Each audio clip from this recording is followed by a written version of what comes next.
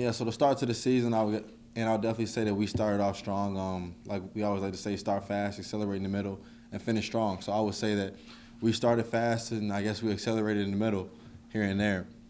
And now it's time to finish strong. So we're going down this final stretch. Ball State, those guys are physical. We see them on film.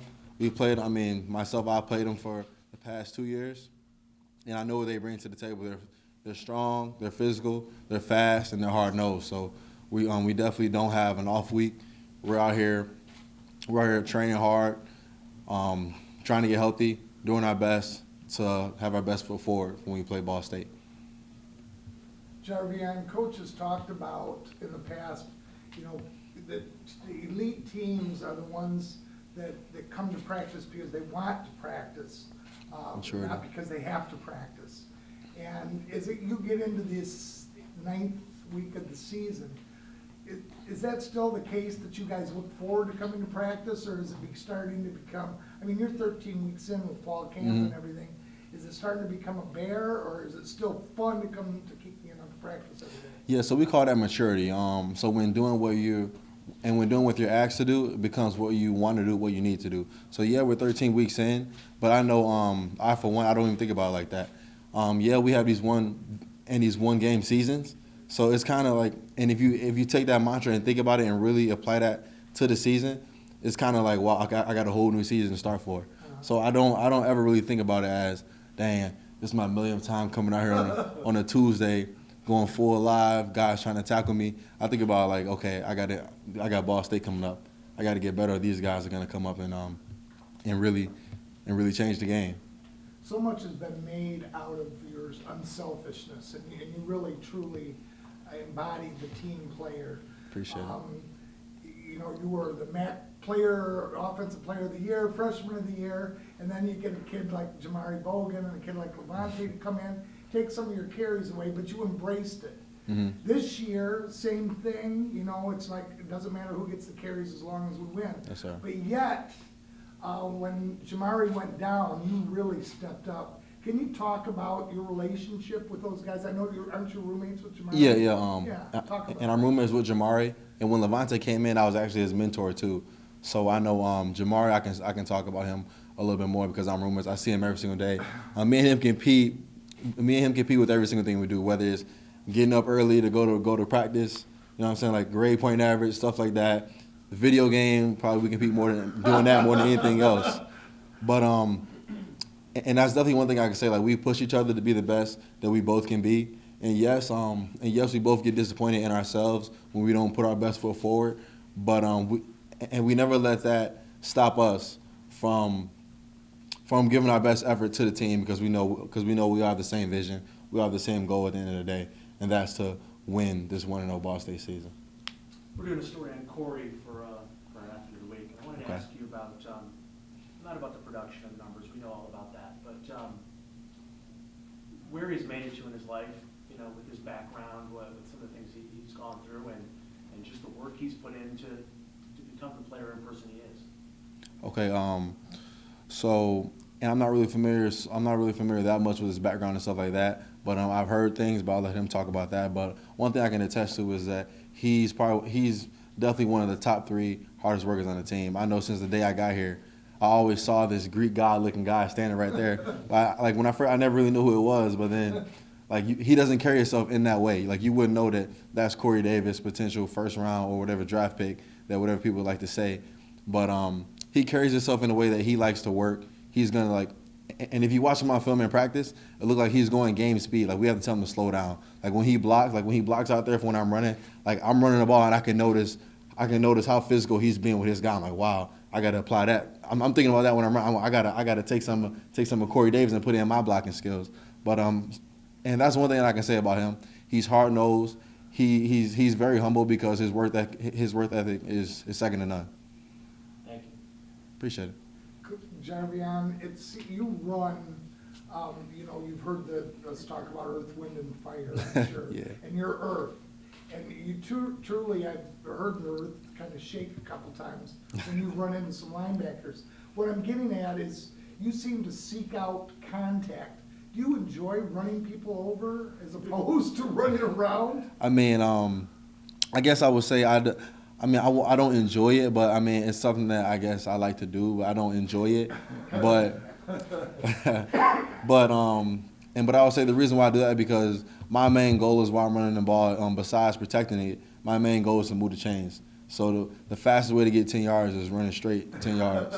So I just figured that I'm just gonna get past all the juking and jiving. I got to do a better job of that actually, but I'm gonna get past that. Just making my mind and get from point A to point B right now. Okay. Can you talk a little bit about the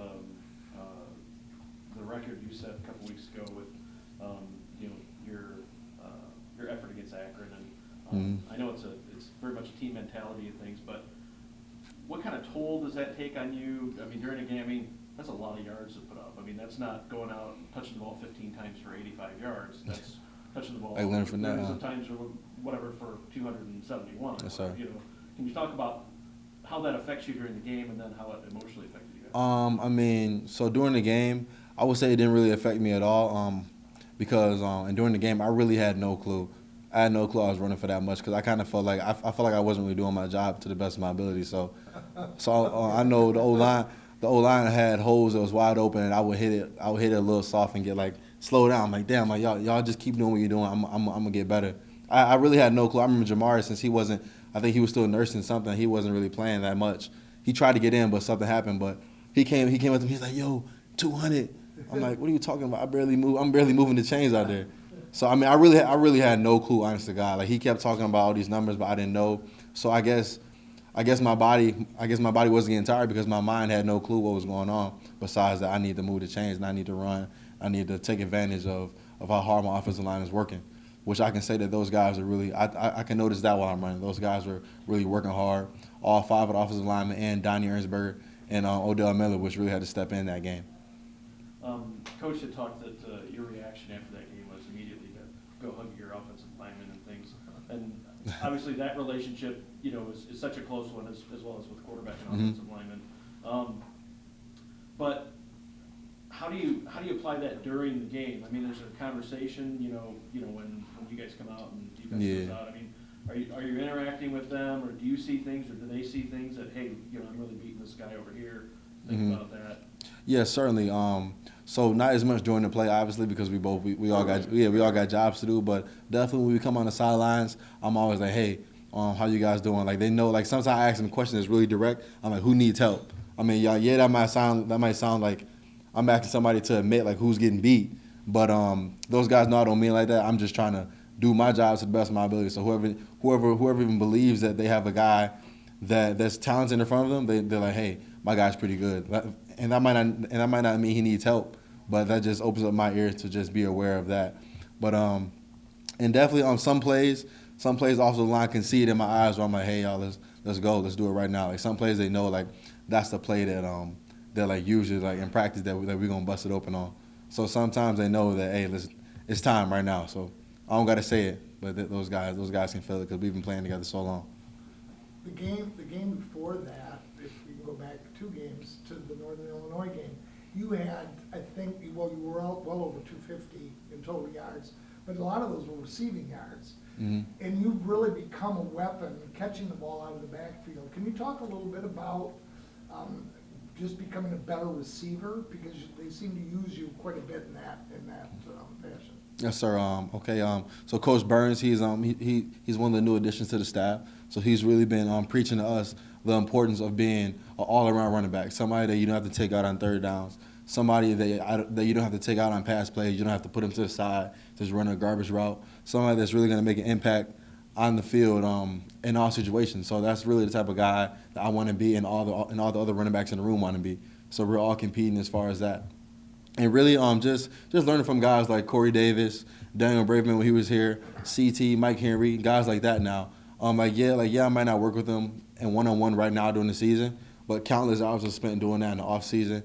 And right now during the season, sometimes if I'm just standing around, I like to look over there and see what they're doing, practicing their little break foot, drive foot, or arm movement to get in and out of cuts. I don't know the terms of it, but I just like to mirror great players when I see them. So CT, Mike, Corey. All those guys, great examples for us. Looking down the road, well, first of all, you're one of the reasons why I keep your Earth, Wind, and Fire gray sit seating floating around the 6 studio. Appreciate it. Down the road, after you wrap up your obviously stellar collegiate career, are you looking possibly to go to the next level? Certainly, that is the goal, to ride this dream out, ride this vision out for as long as possible, to get as much out of this game as I can, whether that's feeding my family or getting a MAC championship. You know, I just want to make sure that I don't have no regrets by the end of my career with anything that I do.